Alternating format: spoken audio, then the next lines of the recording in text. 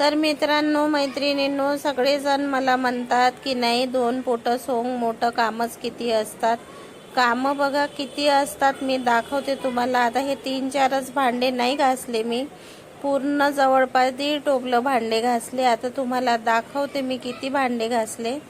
आम्ही फक्त 2च लोक आहो ना, 2च लोकांचे भांडे बघा हे आमच्या घरचे. असे इतके सारे भांडे निघतात. नवरा बायको असले तर 2 गंज 2 ताट 2 ग्लास निघतील.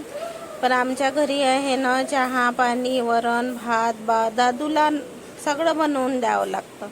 त्यामुळे आहे ना भांडे बघा जवळपास हे 1.5 टोपलं भांडे घासले मी. कामं कमी आहेत का? सगळ्यात आधी सकाळी उठून ब्रश केला, आंघोळ केला, स्वयंपाक केला आणि स्वयंपाक करून मी आता कपडे धुतले. कपडे धुवून वर आली.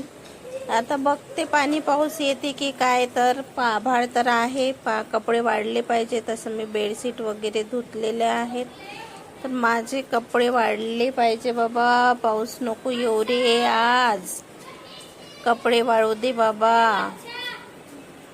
आणि एवढीच मोठी बेडशीट धुतली बाई मी आज. पाणी पावसाचं वातावरण आहे, 2-3 दिवस कडकच ऊन होती, पण आज धुवून टाकली.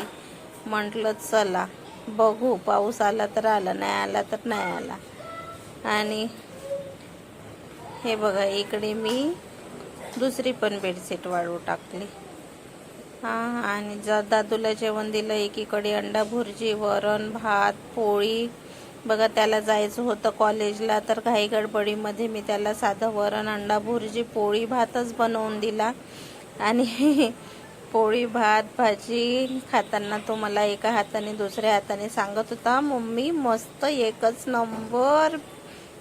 नंबर असं करून मला तो सांगत होता. आणि मी पण पटापट सगळे कामं आवरले, पोछा वगैरे मारला आणि मी पण जेवण करून घेतलं. पण दादू बरोबर बसून जेवण नाही करता आलं, त्याचं आटोपलं होतं जेवण. मग मी नंतर त्याच्यासोबत गप्पा मारतच जेवण केलं बघा.